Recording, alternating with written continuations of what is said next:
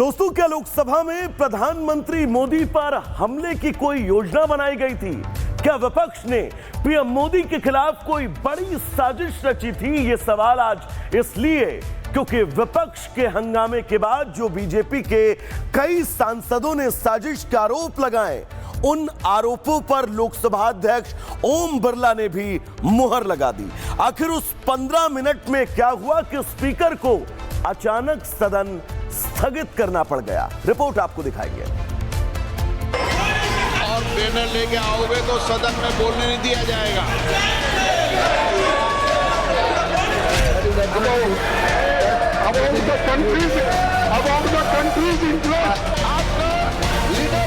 मेरे पास पुख्ता ऐसी जानकारी आई कि कांग्रेस पार्टी के कई सदस्य माननीय प्रधानमंत्री जी के आसन पर पहुंचकर कोई भी अप्रत्याशित घटना कर सकते। हम हटा रहे थे तो भी हट भी नहीं रहे थे कि बोला नहीं हम खड़े रहेंगे। इसका मतलब इन्होंने समझा कि सत्ता हमारी बपोती है। क्या कांग्रेस यही चाहती है कि जनता के जुड़े हुए मुद्दे हम ना उठा सकें?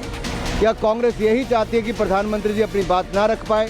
ये तो अबोध बालक की तरह कर रहे हैं। हंगामा एक पार्टी की वजह से और एक व्यक्ति की वजह से, नेता प्रतिपक्ष की वजह से जिस तरीके से सदन का माहौल खराब हुआ है, मैं ये मानता हूं कि एक गलत परंपरा की भी शुरुआत है। देश देख रहा, संसद देख रही और आज शर्मसार हो रहा है लोकतंत्र का वो मंदिर जिस पर पूरी दुनिया नाज करती है। लेकिन विपक्ष की घटिया सोच और सियासत ने संसद की मर्यादा का मर्दन कर दिया। सवाल है कि चुनाव हारे, जनता ने नकारा, तो क्या अब विपक्ष गुंडागर्दी पे उतर आएगा? आज 2 बजे तक के लिए स्थगित की जाती है। बुधवार को संसद में जो हुआ वो विरोध नहीं बल्कि अटैक था और लोकसभा स्पीकर ओम बिरला के खुलासे ने तो विपक्ष की पूरी साजिश को ही बेनकाब कर दिया। लोकसभा स्पीकर ओम बिरला ने गुरुवार को एक बेहद गंभीर और चौंकाने वाला खुलासा करते हुए बताया कि बुधवार को प्रधानमंत्री मोदी को सदन में आने से रोका था। बिरला ने आशंका जताई कि अगर पीएम मोदी कल सदन में आते तो उनके साथ कोई अप्रत्याशित और अप्रिय घटना घट सकती। मेरे पास पुख्ता ऐसी जानकारी आई कि कांग्रेस पार्टी के कई सदस्य माननीय प्रधानमंत्री जी के आसन पर पहुंचकर कोई भी अप्रत्याशित घटना कर सकते थे। ये दृश्य मैंने सदन में देखा भी सही। अगर ये घटना हो जाती तो ये अत्यंत देश के लोकतांत्रिक परंपराओं को तार-तार कर देता। संसद के इतिहास में शायद पहली बार हुआ है जब लोकसभा अध्यक्ष ने खुद ये स्वीकार किया है कि देश के प्रधानमंत्री की सुरक्षा और सम्मान को सदन के भीतर ही खतरा था। बुधवार को पीएम मोदी को भाषण रोके जाने के और हंगामे के बाद बीजेपी ने पीएम मोदी पर हमले की साजिश की आशंका जताई।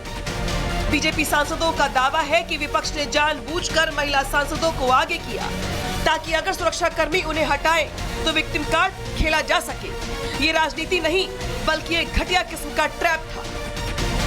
आप देख करके वो तस्वीरें हैरान रह जाएंगे। आप पहली बार देखे होंगे कि बेल से ऊपर आके सत्ता पक्ष की तरफ और प्री प्लान्ड महिलाओं को आगे रख के विपक्ष ने ये कुकृत्य किया और वो पूरी तरह से था लड़ाई मार झगड़े की। लेकिन आप प्रधानमंत्री जी तक को नहीं बोलने देंगे और उसके लिए आप मारपीट और अव्यवस्था करने तक आएंगे।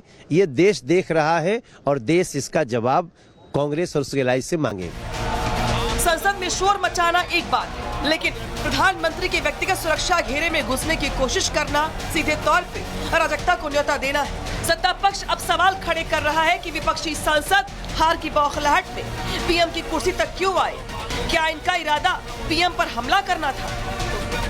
हम लोग देख रहे कितनी तैयारी के साथ आते हैं, लेकिन उसके बावजूद भी स्थगित करनी पड़ती है। आप देख रहे हैं हमारे माननीय स्पीकर सर लगातार कितना समझाने के बाद सदन चलता नहीं है। संजय जी, आप तो चेयर पे बैठी और तुरंत महिलाएं आई, उन्होंने घेर लिया वेल को, वेल पर जंप करने वाली थी और आपको तुरंत एडजॉर्न करना पड़ा।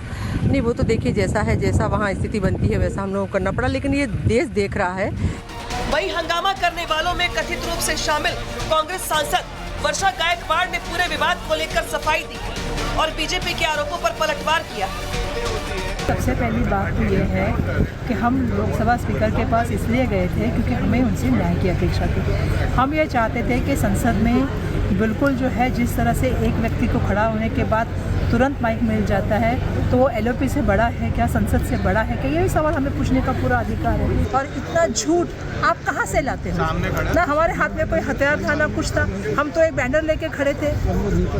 तो हमारे ऊपर आप इतना झूठ क्यों बोल देते हो? भाजपा की तो आदत ही है, जब भी कोई विषय आता है तो उसको कहीं और मोड़ने के लिए वो हमेशा झूठ का सहारा लेते हैं। कांग्रेस का तर्क है कि उनके नेता राहुल गांधी को बोलने का मौका नहीं दिया जा रहा। राहुल गांधी ने खुद पूर्व आर्मी चीफ की किताब का हवाला देते हुए पीएम को चुनौती दी। लेकिन क्या विरोध के नाम पर प्रधानमंत्री की सुरक्षा और सदन की गरिमा से खिलवाड़ जायज है? विपक्ष के हंगामे से न केवल लोकतंत्र की मर्यादा तार-तार हो रही है बल्कि देश को आर्थिक नुकसान भी झेलना पड़ रहा है। बजट सत्र में कई अहम बिल पर चर्चा होनी है और कई बिल पास होने हैं। विपक्ष को समझना होगा कि सदन जनता के टैक्स के पैसों से चलता है, उनके अहंकारी हंगामे से नहीं। पीएम मोदी को भाषण से रोककर और उनके खिलाफ साजिश रचकर विपक्ष ने बता दिया है कि उनके पास विजन की कमी है, इसीलिए वो केवल हंगामा करना जानते हैं। Bureau report, Republic Bharat. दोस्तों, क्या लोकसभा में प्रधानमंत्री मोदी पर हमले की कोई योजना बनाई गई थी?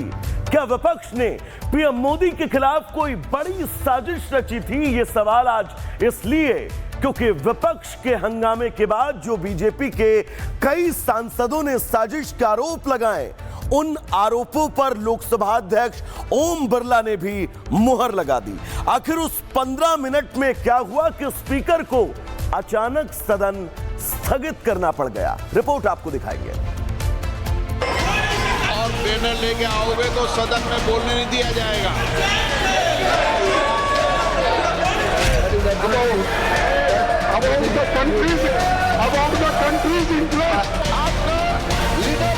मेरे पास पुख्ता ऐसी जानकारी आई कि कांग्रेस पार्टी के कई सदस्य माननीय प्रधानमंत्री जी के आसन पर पहुंचकर कोई भी अप्रत्याशित घटना कर सकते थे। हम हटा रहे थे तो भी हट भी नहीं रहे थे कि बोला नहीं हम खड़े रहेंगे।